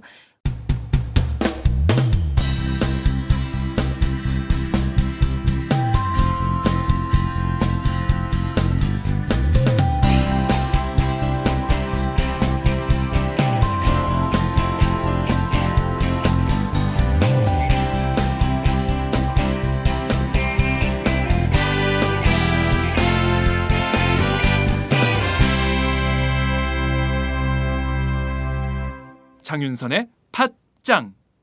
결과적으로 보면 그 새누리당 입장에서는 어쨌든 4.29 재보선을 앞두고 리포트 마케팅을 통해서 종북 논란을 야기시켜서 또 다른 차원에서의 북풍으로 좀 선거를 치러보자라는 태세를 갖춘 걸로 보이는데 과연 이것이 국민 여론에 미칠까? 물론 이제 지금은 일시적으로 박근혜 대통령에 대한 지지도 그리고 보수 결집이 이제 그러니까 소위 얘기하는 집도키 전략이 먹히는 수준으로 이제 정치권에서는 분석을 하고 있는데 그렇다면 이것이 4.29 재보선까지 이어질까 과연 역풍도 있을 가능성이 있다 이런 분석도 나오고 있는 상황입니다. 문제는요. 입법 관련된 것 같아요. 새누리당이 이것을 기회로 아까 말씀하신 대로 테러 방지법 그리고 또 사드를 추진하겠다 이게 두 가지를 그 공론화하겠다고 딱 내놨어요. 그러니까 그 김기종 사태로 불거진 이게 개인적 일탈인데 누가 보더라도요. 개인적 일탈인데 이걸 계기로 동북아 의제들을 한꺼번에 다 일거에 다 처리하겠다라는 입장으로 나오고 있거든요. 그러니까 이거는 좀 어떻게 봐야 되는지 좀 짚어야 될 것 같습니다. 대테러 방지법도 지금까지 입법이 안 되는 게 국정원에 과대한 권한을 부여하고 도대체 그 테러 방지법이지만 테러 방지하려고 오남용할 위험성이 크기 때문에 지금까지 안 됐던 거 아닙니까? 사회적 합의가 안 돼서 결국 입법이 안 된 거고 사드도 우리 정부도 지금 우리 정부는 난 좀 희한해요. 미국은 그거 가지고 한국 정부하고 논의하고 있다고 하는데 우리 정부는 전혀 고려치 않고 있다고 그랬죠. 고려치 않는 걸 가지고 미국 정부하고 협의를 하고 있다는 거예요. 짜 맞추면 진짜. 그런데 이제 이제 바람 부니까 리포트 바람이 부니까 이제 노골적으로 그거 가지고 연날리자 하는 건데 진짜 괘씸하게 그러면 안 되죠. 국방부에서는 지금 어떤 입장이죠? 사드에 대해서? 사드 뭐 도입해야 된다는 식으로 계속 뺑기치고 있는데요. 그러니까는 공식적인 입장은 그거 아니죠. 공식적인 입장은 논의된 바 없다. 논의된 바 없다 이건데요. 계속 뭐 매파들이 가만히 냅두질 않고 있으니까요. 문제는 이런 겁니다. 사드를 운영할 수 있는 전략이나 이런 것들이 지금 우리 군인 없어요. 없는데 지금 면허증도 없는 인간이 차를 먼저 사고 보자 이런 입장을 지금 취하고 있는 거나 마찬가지거든요. 주지 주장이. 그렇다면 이동식 무기를 다 요격할 수 있느냐 이건 불가능하거든요. 그러면은 북한 김정은에 대한 그 정밀 타격을 어떻게 할 것인가 이것을 얘기를 해야죠. 아니 왜냐하면 북한이 노동 미사일을 막 빵빵빵 쏘는 거는 일본과 한국 국민들에게 공포심을 자아내는 것이거든요. 불바다 선언이나 이런 것들을. 그러면 우리도 전략상 사드 이렇게 도입하자 이게 아니라 김정은이 있는 지하 벙커를 어떻게 요격할 것인가 이런 얘기를 해야지만이 북한이 수뇌부가 공포감을 얻죠. 북한은 핵만 겁내고 있어요. 미국이 핵 쏘면은 지하 깊이 들어가면 지는 사니까. 야, 진짜 강경파시네. 근데 이거를 어떻게 하면은 예를 들면 우리는 빈라덴도 저기 지하 김정은 도망가는데 아예 뚫을 정도의 그런 폭탄을 우리가 보유해야 된다. 그 미국이 유경 있어요. 미사일. 예, 미국에 그게 있다고요? 예, 사드 미국에 있어요. 도입할 게 아니라 그걸 도입해야 된다. 그걸 도입해야 되는 거죠. 차라리. 오히려. 그게 더 위험적이. 왜냐하면 상당히 호전주의자네. 빈라덴 아니요 보세요. 이거는 군사의 새로운 접근을 아니 하고 예를 들면 있습니다. 빈라덴을 네. 사살한 전력이 있어요. 미군은. 그렇죠. 미국이 예. 그 작전을 오바마가 지켜보면서 다 했거든요. 작전을. 그렇기 때문에 그러한 노하우가 있기 때문에 오히려 그런 것들을 이렇게 얘기를 하면서 북한이 긴장하게 만들어야죠. 사실은 사드 뭐 얘기해봤자 저쪽 계속 무기 증강하고 이쪽 무기 증강하고 가랭이 찢어져요. 우리 저 미국 그 사드 장비 같은 거 구입 그거 미국 거 팔아주는 거 일단 아니에요? 없어요. 근데 그거 그러니까 팔 게 없다니까 예. 지금. 미국도? 시스템이에요. 그럼 없는 걸 뭘? 없는 거 계속 지금 뭘 사자고 난리야. 지금 출고도 안 된 차를. 아 왜 나한테 그 저 눈을 부라리고 이거 내가 언제 사자고 그랬어요? 그러니까 거기 저기 국회에서 잘 커버하시라는 얘기죠. 국방위에서 위원들이 지금 뭐 하나 모르고 있는데 그거는. 국방위원들이 잘 하고 계세요. 네. 잘하고 있어요. 예, 야당 의원들이 공부를 열심히 하셨어. 네. 그래서 윤우석 의원도 공부 열심히 하셨고. 저 문재인 그 의원도 국방위 소관이죠. 예, 네. 그렇죠. 잘하고 있습니까? 예, 공부 열심히 하는 걸로 알고 있어요. 당대 제가. 아니 별로 알고 듣지 있는 거예요. 뭐 않은 괜히 듯한 권력에 대해서 아첨하는 확실한 거예요. 얘기를 안 하시는 것 아, 같은데. 제가 알기로는 군사 전문가도 불러가지고 학습도 하고 그런 걸로 알고 있어요. 예. 김성준 의원도 마찬가지고 김광진 의원도 아니 저 마찬가지고. 문재인 의원이 잘하고 있냐고. 아니, 다 잘해요. 야당 다음에 의원들 당대표 잘하고 도전하시려고 있어요. 하시는 예, 거죠? 아니 저 전번엔 저쪽에 줄 선다고 해놓고 내가 언제 줄 선다 그랬어 도대체. 이라이냐 지난번에 미라이냐? 뭔 얘기예요 도대체. 저쪽에 줄 선다고 안 그랬습니까? 네. 그 사이에 불러주는데도 없어요 저. 아니 그러니까 내 쪽에 줄 서라고 그러니까. 자, 58분입니다. 이런 맛에 사람들이 재밌나 봐. 이렇게 내가 뭘 보여줘야지 줄을 서지. 내가 뭐 아무도 오라 소리도 안 해. 뭐 공약도 안 걸어. 내가 네가 오면 뭘 사주겠다 이런 것도 지금 없어. 뭘 김영남 사야- 때문에. 뭘 사줄 걸 약속하고 줄 서라 그러면 내가 한두 명이 쓰겠어요? 아, 이게 공약을- 없으니까 그냥 쓰라는 거지. 그렇구나. 없는 가운데. 자, 어찌됐든 저희가 논의를 하다 보니 어느덧 이제 58분 시간 1시간이 다 되어가고 있는 상황인데요. 테러 방지법 관련해서 논의를 좀 잘 못했어요. 그러니까 중요한 것은 이런 것 같습니다. 지금 이미 존재하는 현행법으로도 얼마든지 테러를 예방하거나 발생했을 때 그 문제를 삼을 수 있는 여지들은 굉장히 많은데 그럼에도 불구하고 국정원에 과도한 권한을 줘서 그 권한 확대를 사이버 통해서 뭐 등등 공간에 그렇죠. 상당한 권력의 음습한 기운이 다 온라인이든 오프라인이든 가리지 않고 테러 방지법을 만들어서 국정원의 권한과 기능을 강화하고 확대해서 잠재적으로 모든 국민들을 테러 위험 인물로 보고 조사하고 수사할 수도 있고 그리고 테러 단체 지정을 아니, 건의할 수도 있게 하고 국정원이 지금까지 하는 일을 잘했으면 네. 뭐 권한도 주고 잘 선영해라고 할 수 있는데 지금까지 한 집 중에 불법 사찰. 잘한 게 뭐가 있어요? 네. 다 사찰 또는 대선의 불법 개입 또는 막 장난질한 게 한두 개가 아니잖아요. 네. 그걸 아니 그런 거에 칼을 줘줄 수가 없죠. 그러니까 지금은 중요한 개혁이 것은 문제지 국정원 개혁을 해도 시원치 않을 판에 오히려 국정원의 권한과 기능을 확대하는 테러 방지법은 절대로 안 되죠. 도입할 수 그러니까 없다. 지금 테러 방지법이 도입되고 나서 우리 주변이 변화한 게 하나 있어요. 쓰레기통을 찾아볼 수가 없습니다.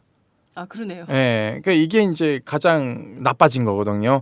아니 쓰레기가 생기면 쓰레기통에 버리게 해줘야 될 거 아니에요. 쓰레기통이 많이 없어졌어요. 그러니까 이게 우리 주변에 이상하게 지금 테러 방지법이 쓰레기통을 없애는 법이 돼버린 거예요. 이게 웃기는 거예요, 정말. 그러면은 지하철에 국정원 보세요. 쓰레기 국민들한테 국정원에 대한 인식이 뭐냐면 아까 말씀하신 거죠. 대선 개입이나 정치 개입이나 이런 거나 뭐 사찰하고 이런 건 하고 있어요. 이 사람들이 간첩 잡고 소위 말해서 간첩이라는 게 북한도 있지만 중국 스파이도 올 수도 있고 일본 스파이도 올 수도 있고 그렇죠. 그런 건 하나도 못 잡고 맨날 엉뚱한 짓 하는 거예요. 그러니까는 이 사람들이 뭘 하는지 국민들이 몰라. 그러니까 해체하자는 요구가 나오는 거예요. 저는 국정원 해체에 반대하거든요. 국정원 해체하면 누가 좋아하겠어요? 스파이들이 좋아하는 거지 사실상.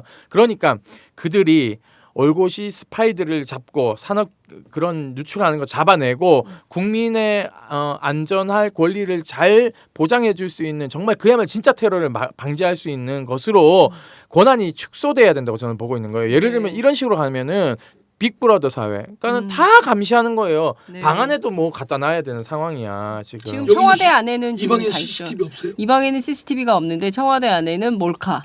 그다음에 이제 그 도청 감지기 이런 것들이 다 도입이 된 상태이죠. 못 믿으니까. 누구를 대통령을? 네, 그런 상황이잖아요. 대통령 바람 필까봐.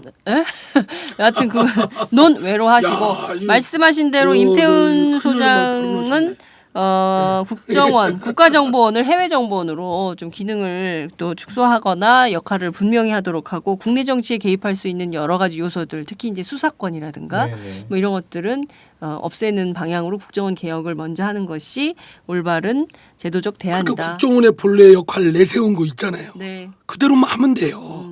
딴짓들을 하고 국민들로부터 지금 임 소장님 말씀하셨다나 딴짓들에서 엄청난 폐해를 국민들한테 국가 사회에 끼쳤기 때문에 네. 지금 이런 엄청난 뭐 대테러에 관련된 권한을 집중시키면 그거 분명히 갖고 있는 저 몸자랑하지요. 몸집 자랑하고. 네. 그래서 그런 이 국정원이 개혁이 전제되지 않은 대테러 방지법, 국정원에 주는 대테러 방지법은 있을 수 없다고 네. 생각되고요. 네. 뭐 테러 방지가 우리가 저 무슨 사건 사고 나면 범죄인 잡으려고 막 쫙 풀잖아요. 거기서 잡힌 거 봤습니까? 거의 없죠. 불신 검문 또 톨게이트에 막 경찰 군인들 다 나와서 뒤지고 보초 수고 해도 잡은 적 봤어요? 엉뚱한 뭐 기소 중지자들 좀 저는- 잡죠 몇 명. 예. 엉뚱한 사람 잡죠. 네. 마찬가지로 이렇게 엉뚱한 권력의 남용이 방조될 수 있는 것을 용납해서는 안 되겠다 이런 생각이 좀 드는 것 같습니다. 오늘 저희가 리포트 주한미 대사의 피습 그리고 김기종 씨 문제 또 시민사회 관련된 것들 국가보안법 테러방지법까지 이렇게 살펴봤는데요. 오늘 리포트 대사가 퇴원을 했는데요. 이게 계속 가겠죠? 정치권에서는 계속 이 이슈가? 정치권에 자기들이 득이 된 사람들은 이런 저급한 정치 노름을 하겠죠. 그런데 네. 저는 한국 사회가 이 정도면 좀 네. 차가워져야 된다고 생각합니다. 특히 정치 지도자들, 네. 제가 속한 새정치민주연합이나 저쪽 상대당인 새누리당이나 네. 진짜 이런 거 가지고 정치 노름해서 득보려고 하면 진짜 나쁜 놈들이에요. 그래서는 안 됩니다. 우리 당도 어떤 사건이 터질 때 정략적으로 활용하려 해서는 안 되고 네. 또 저쪽 새누리당도 그래서는 안 되고 좀 품격 있는 그런 정치인들이었으면 좋겠습니다. 아, 국민들이 정말 원하는 게 그거예요. 품격 있는 정치. 뭐 야유하고 욕하고 반말하고 고성하고 이런 정치가 아니라 정말 합리주의. 저는 그 리포트 대사가 취하는 태도, 미국 정부가 취하는 태도 굉장히 부럽더라고요. 그렇죠. 우리는 막 부채춤 추고 뭐 통성기도 하고 굿하고 막 난리가 났는데 그것도 저쪽은 목사들이. 굉장히 합리적이고 이성적으로 접근하는 것에 대해서 저는 좀 굉장히 각 당의 부럽다. 정당 대표들이 그 같은 날 서로 거의 가려고. 동시로 가서 그 환자 안에요. 네. 얼마나 귀찮겠어요. 그리고 환자복을 이 말도 나가야 못해. 보이는데. 이에 저기 그죠. 얼굴이 아니 이렇게 사실은 돼서. 얼굴이 칼로 찔렸으면 네. 어디 찔렸든 고통이 있는 거 아니에요. 그렇습니다. 그 사람 입장에서 대사로서 또 이렇게도 의전을 또 해야 되고 나는 그래서는 안 된다고 봅니다. 대통령까지 갔습니다. 그게 진짜 그 리포트 대사 위하는 길이에요. 다 피차 정치적으로 이용해 먹는 거 아니에요. 그 대통령은 대통령도 그러면 안 되고. 네, 그 오자마자 갔잖아요. 비서실장을 보내거나 아니면 외교통상부 장관을 보내는 게 맞죠. 그 총리 갔다 왔잖아요. 아니 그럼 네. 내가 수반이 갔다 왔으면 됐지 뭘 또 가. 나는 그런- 대통령은 왜 갔을까요? 같은 정치인으로서 네. 그런 모습 보면서 참 애처로워요. 그러니까 그런 걸로 국민들을 향해서 무슨 몸짓을 보여서 뭔가 피차. 네. 저는 저희 당도 그렇고 새누리당도 그렇고 대통령도 그렇고 그런 모습에 너무 참 그래요. 근데 민주당 갔다 와야 돼. 왜냐하면 이 색깔 차단하려면 그러니까 갔다 오는 게 정략적으로 맞아요. 그래도 아픈 환자한테 뭘 아 가요. 그래도 갔다 오는 게 맞아요. 아픈 환자한테. 저쪽은 지금 두 자, 명이나 갔는데. 65분이 지났습니다. 그 두 분의 이 티격태격하는 이 컨셉 정말 지금 재밌고요. 근데 나이도 어린 분이 나한테 지금 그러는 거예요 지금? 아니 왜냐하면 제가 가라고 조언을 우리나라는 했어요. 꼭 싸우다가 꼭 나이 나이 얘기하죠. 얘기해. 그 몇 살이야? 밑바닥이 지금 다 붙어있는 거예요. 지금 진 거야. 아, 지난주에 누구지? 메롱. 맞아. 그, 정우택. 정우택. 메롱. 그 굉장히 인기 있었어요. 정우택 그랬어요. 위원장 메롱 이거 되게 인기 있었는데 이번에는 메롱 누구 메롱 하시겠습니까? 임태훈 메롱. 그 제가 마지막으로 하나 드리고 싶은 건 이런 거예요. 네. 그러니까는 박근혜 대통령이 왜 찾아갔을까? 저는 그것이 통치 기반이 흔들리고 있다. 통치에 대한 어떤 프라이드가 굉장히 많이 사라졌다. 그러니까 리포트 대사할 때 묻어가려고 하는 거죠. 일개의 대통령이 쪽팔린 일이에요, 사실은. 그만큼 지금 취약하다, 지지 기반이. 네. 이걸 반증하고 있는데 이삭 죽기 안 하고 뭐 하고 계시는 거예요? 도대체 야당은 위원장님. 저 문재인 대표가 죽고 있겠죠. 나는 뭐 지도부가 아니라 뭐 일개 자, 법사위원들이 내일 불과해서 저희가 오늘 이 미리 사전 녹음을 하고 있어요. 야밤에 이상민 위원장님의 스케줄 때문에 예. 그 전날 사전 녹음을 하고 있는데 아침 일찍 문재인 대표 모시고. 또 최고위원들이 우리 대전을 방문하십니다. 내일 모시는데 지금 네. 그런 얘기 하셔도 돼요? 네. 모시기 전에 그 안 나간다고 내일까지는 못 생각하시는 듣겠죠. 저희가 이거 내일 아침에 일찍 띄울 거예요. 네. 이상민 메롱. 자, 오늘 오늘 말씀 잘 들었습니다. 감사합니다. 예, 감사합니다. 안녕하세요. 장윤선의 팟짱 애청자 여러분. 저는 김병기입니다. 전에는 편집국장이었는데요. 지금은 10만인 클럽 회원이자 본부장 맡고 있습니다.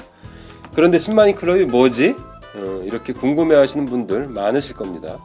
오마이뉴스에 자발적으로 구독료를 내는 시민들의 모임입니다. 지금 매월 후원해주시는 분이 몇 명이죠? 8,000명이요. 그럼 앞으로 몇 명을 모아야 합니까? 10만 명이요. 참 갈 길이 멉니다.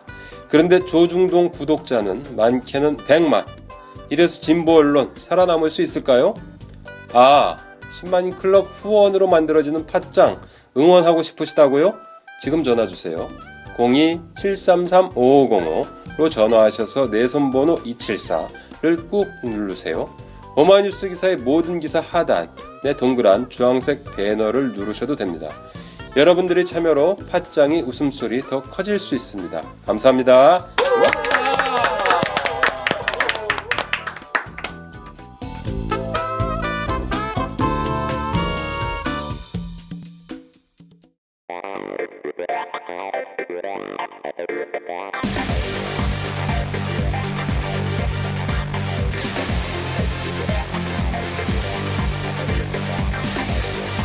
정보가 있는 시사 토크쇼 장윤선의 팟짱.